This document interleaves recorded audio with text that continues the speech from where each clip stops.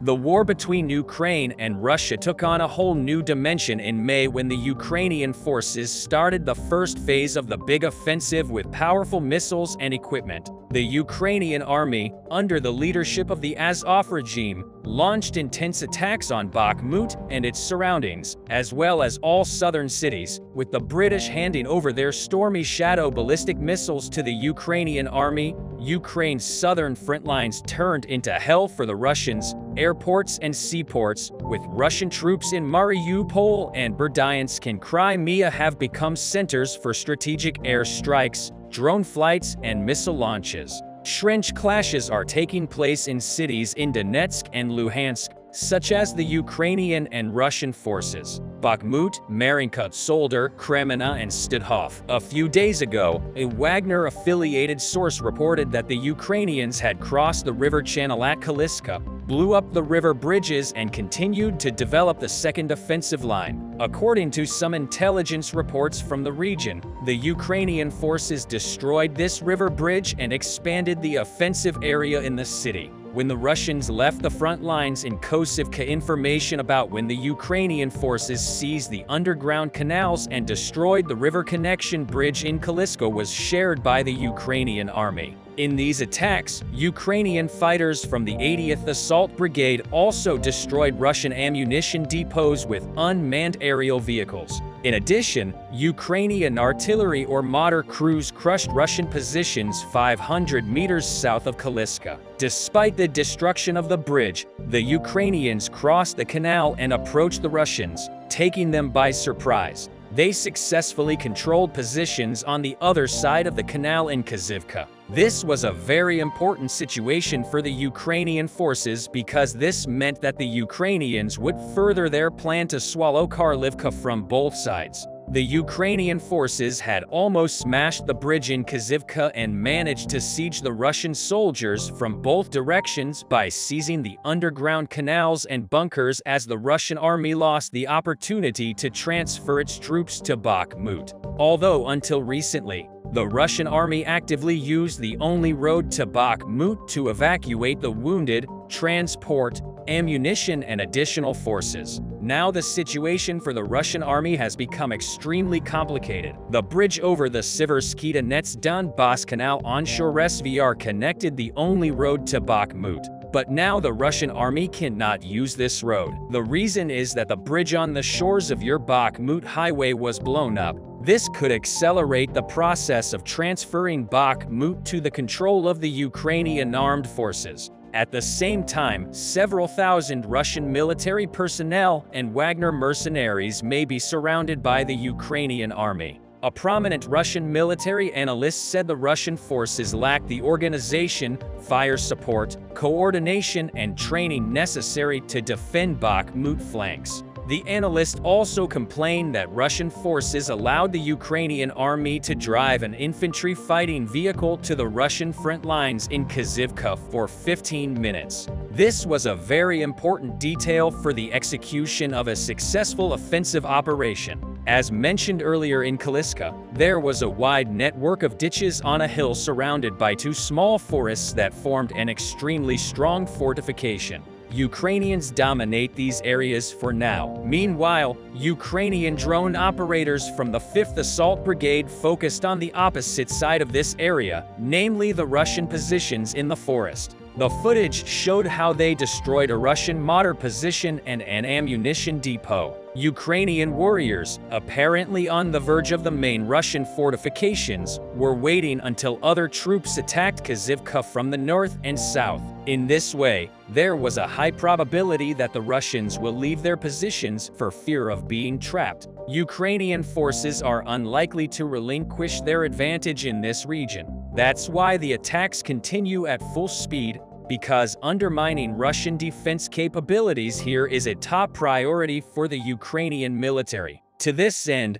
the Ukrainian infantry continued to make tactical gains while the Ukrainian artillery and drone crews were turning Russian logistics into a nightmare. Speaking to the U.S. Congress in December last year, Ukrainian President Vladimir Zelensky likened the Battle of Bakhmut to the Battle of Saratoga, in which U.S. revolutionaries won a decisive victory over the United Kingdom in October 1777. In his speech, Zelensky used the words, "The Bakhmut will change the course of our fight for independence and freedom." 5 months later, Bakhmut is still not in Ukraine's hands. After 10 months of fighting, the Russian Ministry of Defense announced last week that the city had been captured. Russian analysts touted it as the Russian military's first major territorial gain since Soledar was taken in January. Ukraine says its troops continue to defend Bakhmut and are advancing on its flanks,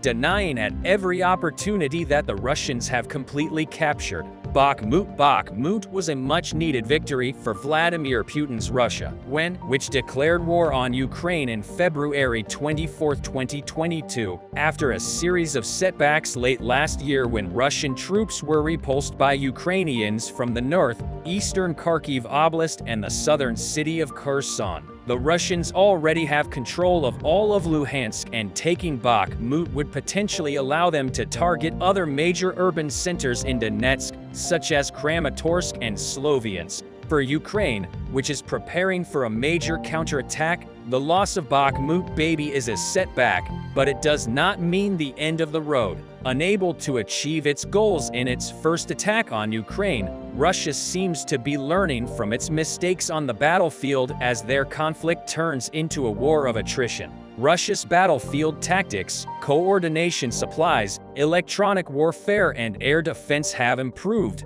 according to a new report from UK intelligence. Russia suffered heavy losses in Bakhmut, but the war was fought by the private military company Wagner, which provided most of the regular Russian troops, including the newly mobilized 300,000 soldiers, with time to build fortifications and train along more than 1,000 kilometers of the front line. On the other hand, Ukraine was supposed to launch its counterattack in early spring, but there were delays in launching the attacks. The main reason for these delays was leaked U.S. intelligence reports, but Ukrainian troops now have many of the most advanced weapons thanks to the West. In recent months, Ukraine has also brought the war to President Putin's house by launching attacks inside Russia using drones and medium-range fire or saboteurs. Now, with advanced weapons, Ukraine is counting on its counterattack and its ability to create disruptions within Russia for the expected counterattack.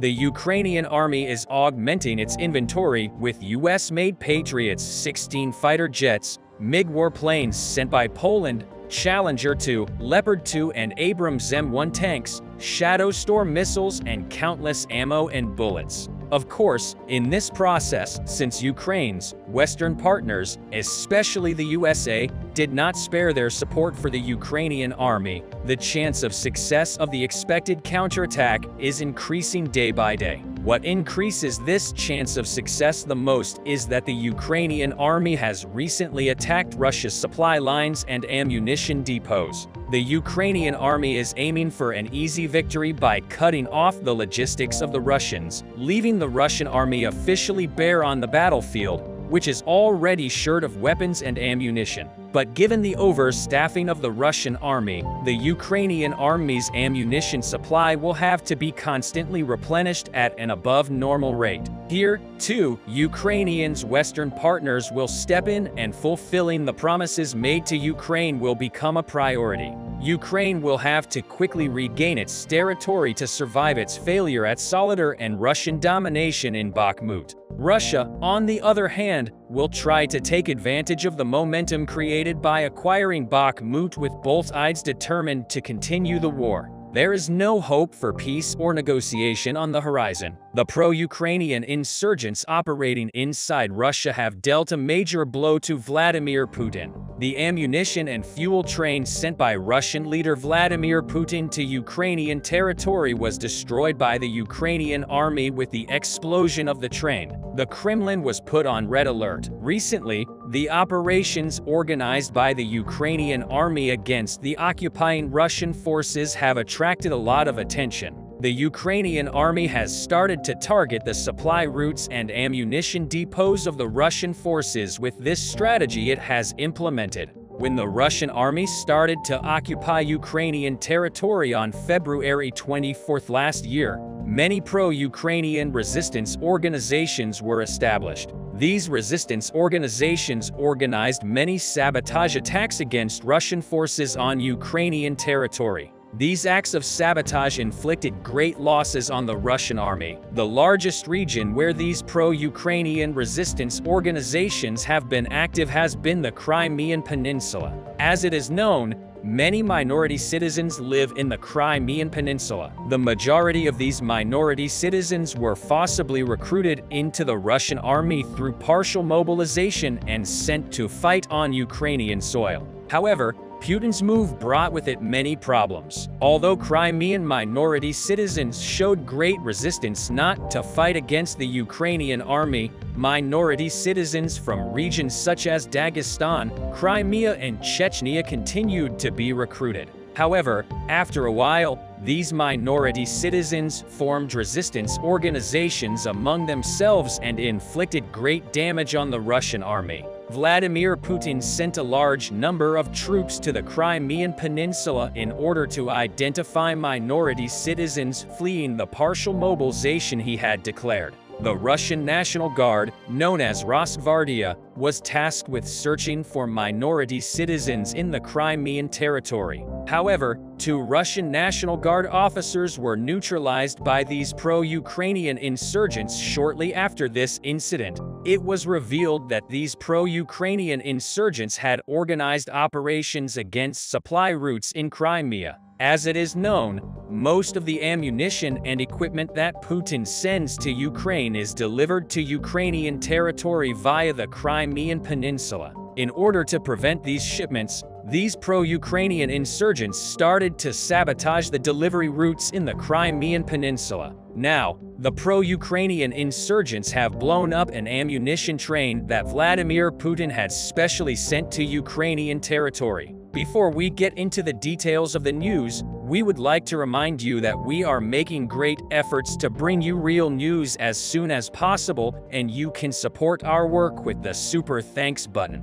A train explosion in the Bryansk region of Russia has caused great panic in the Kremlin palace. Russian leader Vladimir Putin wanted to step up the offensive of the Russian army in Bakhmut and the Luhansk region. The Russian army had failed to occupy the city of Bakhmut for months, and Vladimir Putin's patience was running out. Putin, who decided to send Russian troops from the Luhansk region to the Bakhmut front, was aware of the need for a large number of ammunition and fuel for these troops. Accordingly, the ammunition train, which mobilized through the Russian borders, was planned to be sent from the Bryansk region to the city of Kharkov, which was under the occupation of the Russian army. The city of Kharkov, which has been under the control of the Russian army for months, is one of the cities on Ukraine's border with Russia, and the Russian army uses the city as the coordination center of the army. The vast majority of the ammunition and equipment distributed to Russian troops in Ukrainian territory leave from the city of Kharkiv.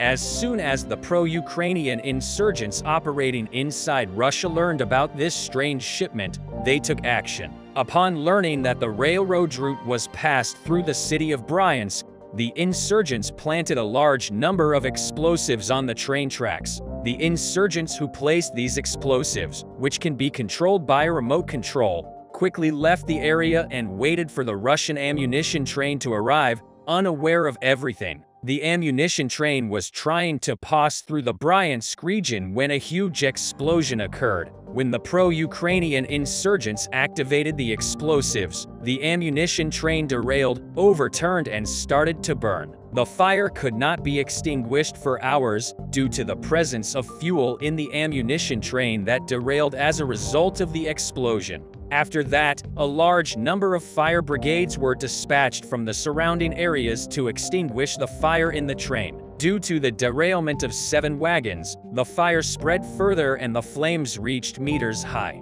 The fire was extinguished as a result of day-long efforts, but nothing remained as the ammunition and fuel sent by Putin. According to the information obtained from regional sources, no casualties were reported in the explosion. However, this train of ammunition and fuel sent to the Russian army in Ukrainian territory caused Putin millions of dollars in losses. Beria's governor Alexander Bal stated in a statement that an explosive of unknown type exploded and there was no loss of life, stating that work is ongoing at the scene. Beria's governor stated that they have started a search in the region. Although Vladimir Putin is doing his best to seize the city of Bakhmut, the Ukrainian army and pro-Ukrainian insurgents do not seem to allow this. The Russian army, which managed to capture the city of Soledar in the past months, forced Ukrainian forces to withdraw from the region with the support of Wagner soldiers. Putin, who thinks that he can occupy the city of Bakhmut in the same way, has been suffering huge losses in this region for months. Ukrainian officials say that the Russian army is losing 600 to 800 soldiers a day on the Bakhmut front. Although the Ukrainian army has shown great success in the war between Russia and Ukraine, the pro-Ukrainian resistance organizations have also played a major role in this war. The resistance organizations, which want to prevent the Russian army's activities both in Ukraine and in Crimea, have succeeded in dealing major blows to Putin. Thanks to the strategy of the Ukrainian army, the Russian army is prevented from delivering ammunition and equipment to Ukrainian territory. As it is known, operations were organized against the railways used by the Russian army before. Recently, the Ukrainian army announced that it blew up a railway bridge in the city of Melitopol. The Yakimonka railway bridge in Melitopol was blown up, preventing the Russian army from delivering weapons, ammunition and fuel. Vladimir Putin, unable to find troops to send to Ukrainian territory, resorted to many different methods. Putin declared a partial mobilization order and enlisted nearly 300,000 Russian citizens into the army. Putin, who thought that he would be able to end the occupation of Ukrainian territory in a shorter time, seems to have been quite wrong about this. Putin's forcible conscription of Russian citizens into the Russian army has further increased the anger of Russian citizens against Putin. When the partial mobilization decision was first issued, Russian citizens started looking for a way out of the country. Russian citizens queued up at the border gates of the countries bordering Russia and started to leave the country. At the same time, even air tickets from Russia to other countries became unavailable. Putin took a very interesting decision to prevent Russian citizens from leaving the country. Russian citizens involved in the partial mobilization had to obtain a travel document approved by the Ministry of Defense. Russian citizens who did not have this document were not allowed to leave the country. Another of Putin's biggest mistakes was forcibly transferring Ukrainian citizens living in the occupied territories of Ukraine to Russian territory. As it is known, Russian leader Vladimir Putin has been issued an arrest warrant by the International Criminal Court. An arrest warrant was issued for Putin after it was proven that Putin had kidnapped Ukrainian citizens from Ukrainian territory. However, these Ukrainian citizens, whom Putin took to Russia by force, became a big problem for Putin. After a while, Ukrainian citizens who established resistance organizations among themselves within Russian borders started to carry out all kinds of actions that could harm the Russian army. Recently, there has been an increase in the number of explosions and fires within Russia. The vast majority of these explosions and fires are carried out by pro-Ukrainian insurgents. For this reason, the Russian people have begun to think that Vladimir Putin is no longer able to ensure the security of Russia's borders. The longer the war goes on and the more casualties the Russian army suffers,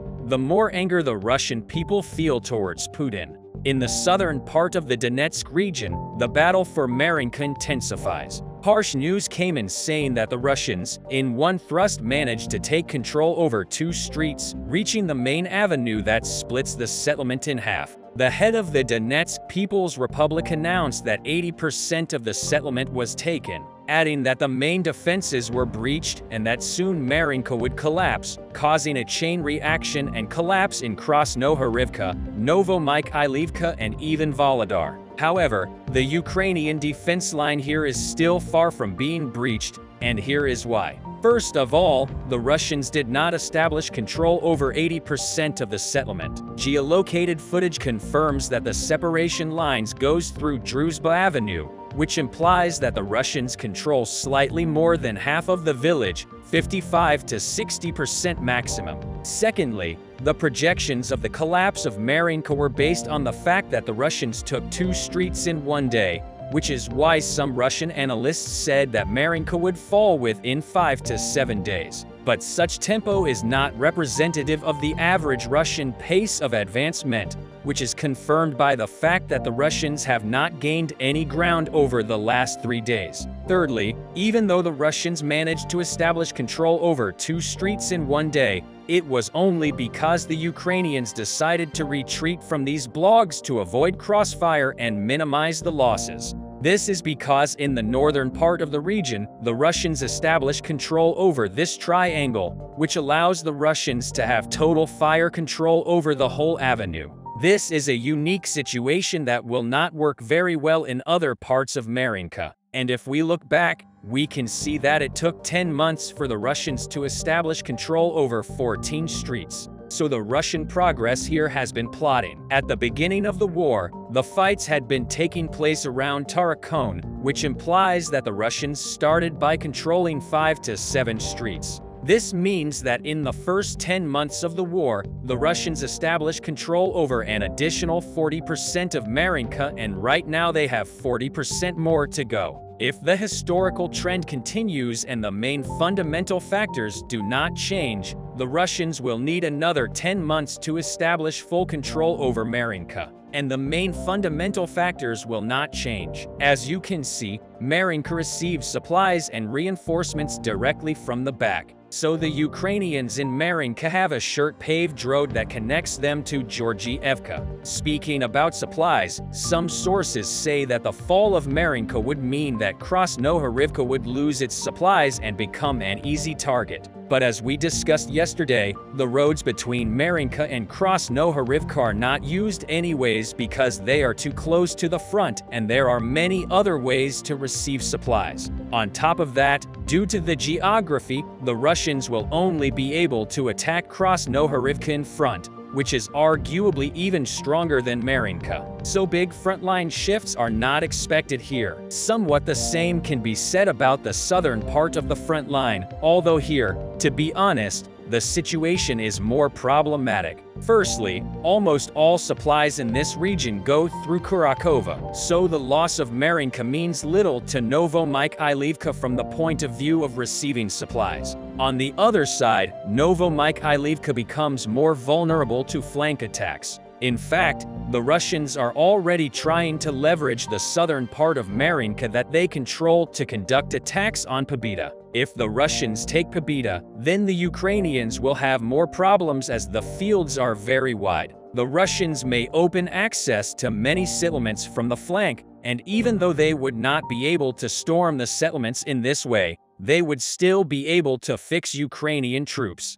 The Ukrainians understand this and they are already taking some action. For example, yesterday, the Ukrainians took control over a checkpoint that allows them to counter Russian attacks on Pobeda. Leslie, in the worst-case scenario, if the Ukrainians lose Marinka and Novomykhailivka, the front line will not collapse. It will just move to the next settlements on the line where the Ukrainians also have a lot of fortifications. Local geography and the efficient supply system of this group of settlements ensure that the Russians will not be able to move through this region fast. As noted by the Institute for the Study of War, even some Russian military analysts admit that even after fully capturing Marinka, the accumulation of Ukrainian fortified areas in the vicinity of Marinka will likely continue to constrain the actions of Russian forces in the area. Overall, the Ukrainians are successfully blocking Russian advances in this region,